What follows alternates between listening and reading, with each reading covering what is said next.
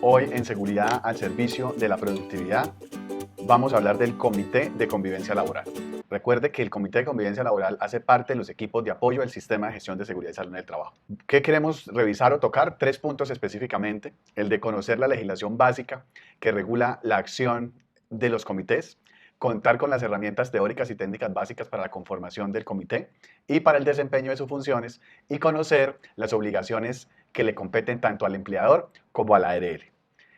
Entonces, en términos generales, miremos cuál es esa estructura o de dónde nace el Comité de Convivencia Laboral. Entonces, en el artículo 14 de la resolución 2646, encontramos de que el comité como tal se convirtió o fue establecido como una medida preventiva, ¿sí?, para las actuaciones o los comportamientos de acoso laboral. Y lo que pretende es proteger a los trabajadores contra los riesgos psicosociales que afecten la salud en los lugares de trabajo. Entonces, se dice o se establece que el comité debe estar conformado por igual número de representantes designados por el empleador como elegidos por los trabajadores. Entonces, de esta manera, se conforma el comité y adicionalmente se debe establecer un procedimiento interno confidencial, conciliatorio y efectivo para prevenir estas conductas de acoso laboral. Entonces, ¿cuáles son las normas que nos regulan o que deberíamos tener en cuenta como representantes o miembros del Comité de Convivencia Laboral o conocimiento general? Entonces, por un lado tenemos la Ley 1010 de 2006, que es la Ley de Prevención de Acoso Laboral. Tenemos la Resolución 2646 de 2008, que es la que le da la fuerza y lo propone como medida preventiva. Está la resolución 652, que ya es la que establece el procedimiento para la conformación y funcionamiento. Y tenemos la resolución 1356 del 2012, que hace una pequeña modificación a la resolución 652. Como norma adicional está la circular 064 del año 2020, que busca de alguna manera establecer unos parámetros y que modifica unas medidas que están definidas en la resolución 2646, y lo que pretende es poder asegurar la salud mental de los trabajadores que se encuentren desarrollando actividades de trabajo remoto o teletrabajo. A manera general, recuerden que ya tuvimos que haber visto el curso de acoso laboral. A manera rápida, la Ley 1010, ¿qué establece o qué define? Habla sobre las modalidades de acoso, las circunstancias agravantes, nos habla de las conductas atenuantes, habla de los sujetos, o sea, a quién le aplica y cuáles son sus responsabilidades, habla de cuáles son esas conductas que constituyen acoso laboral y cuáles son esas conductas que son aceptadas, que obviamente podrían llegar a tergiversarse o malinterpretarse en acoso laboral, pero que son aceptadas porque están contempladas y reguladas. Entonces, la resolución 2646 del año 2008 nos habla sobre la definición de esas responsabilidades para la identificación y evaluación, prevención, intervención y monitoreo permanente de la exposición a los factores de riesgo psicosociales en el trabajo. Y también para la determinación de origen de las patologías causadas por el estrés ocupacional y que están contempladas dentro del decreto 1447 de enfermedades laborales. Entonces, hablábamos de la circular 064, entonces aquí ya nos habla de unas acciones mínimas de evaluación e intervención para los factores de riesgo psicosociales y la promoción y la salud mental.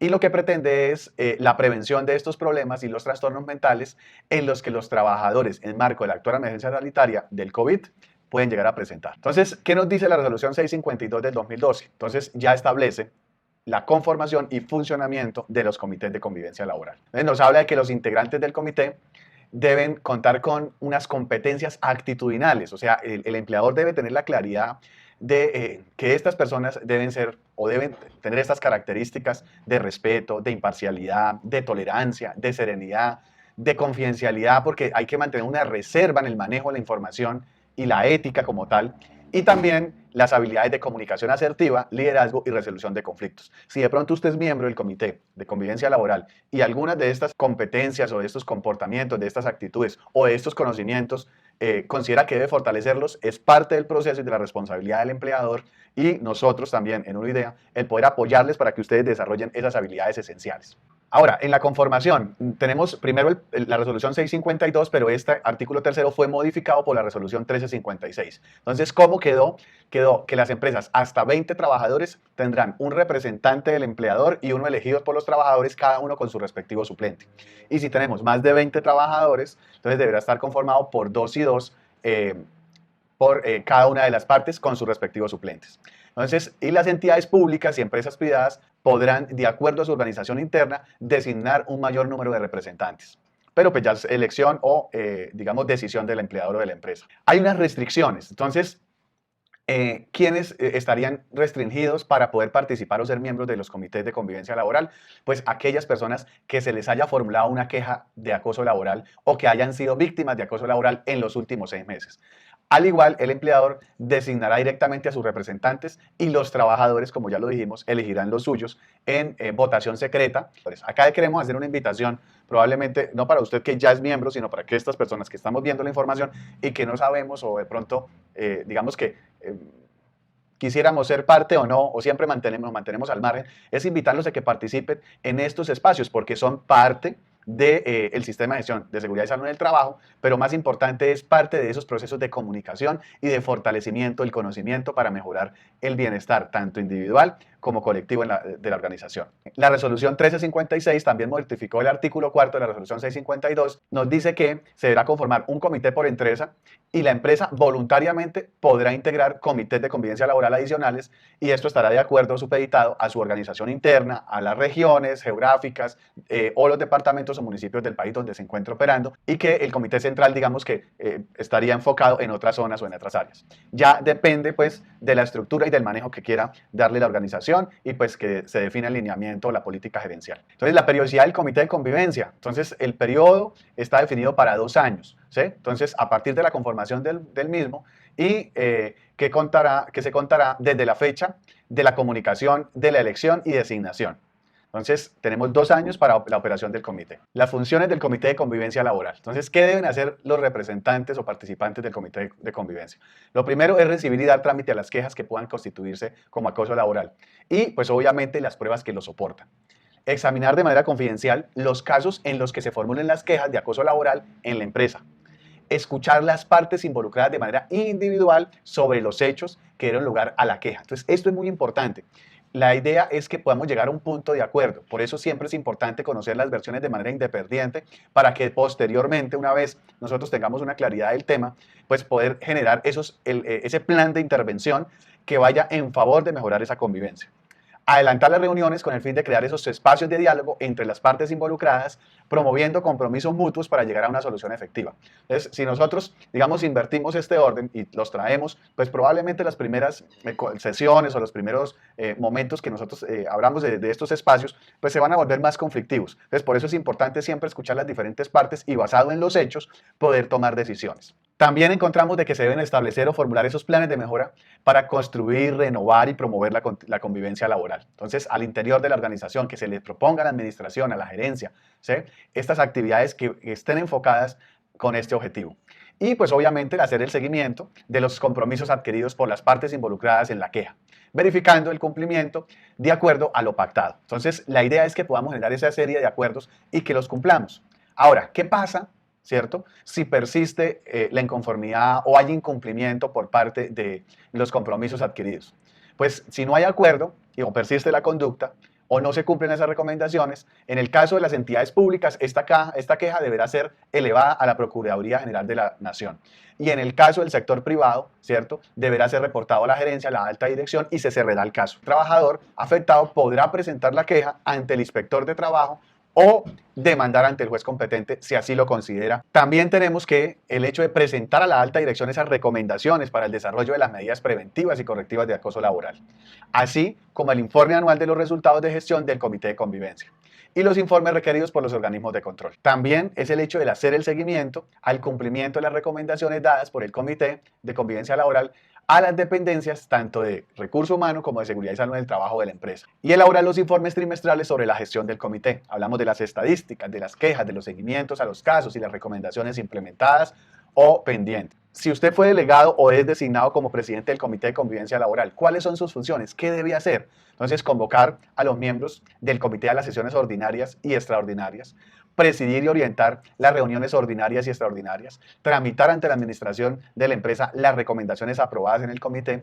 y gestionar ante la alta dirección de la empresa los recursos requeridos para el funcionamiento del comité. Esos serían 4 ítems. Recordemos que el presidente es designado por la empresa, por el empleador, y el secretario es elegido por los trabajadores o por el comité mejor, ¿cierto? Y esta persona, ¿qué debe realizar? Recibir y dar trámite a las quejas presentadas por escrito, enviar por medio físico o electrónico a los miembros del comité las convocatorias realizadas por el presidente, para esas sesiones ordinarias o extraordinarias, citar individualmente a cada una de las partes involucradas en las quejas con el fin de escuchar los hechos que dieron lugar a la misma, citar conjuntamente a los trabajadores involucrados en las quejas con el fin de establecer esos compromisos de convivencia y llevar el archivo de las quejas presentadas, la documentación, el soporte y velar por la reserva, custodia y confidencialidad de la información. También es función elaborar el orden del día, enviar las comunicaciones con las recomendaciones dadas por el comité, citar a las reuniones y solicitar los soportes requeridos para hacer el seguimiento al cumplimiento de los compromisos.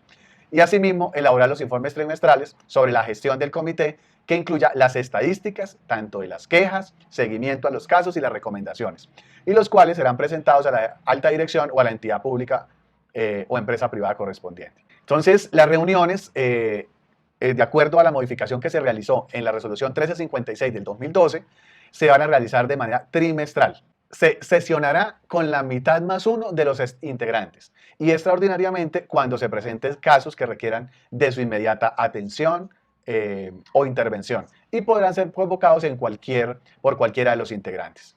Entonces, las reuniones ordinarias serán trimestrales y podrán haber extraordinarias, ¿cierto? Si la situación lo amerita. Ahora, ¿cómo va a funcionar o con qué va a funcionar el comité? ¿Cuáles son esos recursos? Entonces, la empresa debe garantizar un espacio físico para las reuniones y demás actividades del comité de convivencia laboral. Y las reuniones y el manejo reservado de la documentación y el realizar las capacitaciones para los miembros del comité sobre la resolución de conflictos, comunicación asertiva, liderazgo, ¿cierto? Y cualquier otro tema que se considere conveniente. Entonces, esas serán las próximas capacitaciones que usted como miembro del comité deberá realizar y que la empresa debe proveer. Ahora, el empleador, ¿cuál es la responsabilidad? Pues la empresa, la primera responsabilidad que tiene es pues convocar y obviamente conformar el comité. Normalmente está delegado al área de gestión humana y que hace parte o el responsable del sistema de gestión de seguridad y salud del trabajo. Debe desarrollar las medidas preventivas y correctivas de acoso laboral con el fin de promover un excelente ambiente de convivencia, fomentar relaciones sociales positivas entre todos los trabajadores y respaldar la dignidad e integridad de las personas que trabajan o laboran en la organización. Y la ARL pues obviamente debe entrar a apoyar y a contribuir en este proceso. Y pues debemos tener en cuenta que la intervención de los factores de riesgo psicosocial es una prioridad. Y pues ellas deberán llevar esas acciones de asesoría y asistencia técnica a las empresas afiliadas para el desarrollo de las medidas preventivas y correctivas de acoso laboral. Es importante, los invitamos para que si usted es miembro o llega a ser miembro o es responsable, con o sin licencia, tenga en cuenta que la ARL termina siendo un apoyo para poder fortalecer estos procesos, realizar actividades de promoción y prevención desde el punto de vista de la asesoría y la asistencia. Por último, el tema que no nos gusta tocar, pero que es importante conocerlo, el tema de las sanciones. Es el incumplimiento en la presente resolución será sancionado de conformidad con lo dispuesto en los literales A y C del artículo 91 del Decreto Ley 1295 del 94 y que fue modificado por el artículo 115 del Decreto número 2150 de 1995. Así cerramos este tema. En 1, idea, ser de contribución nos apasiona. Así servimos. Seguridad al servicio de la productividad.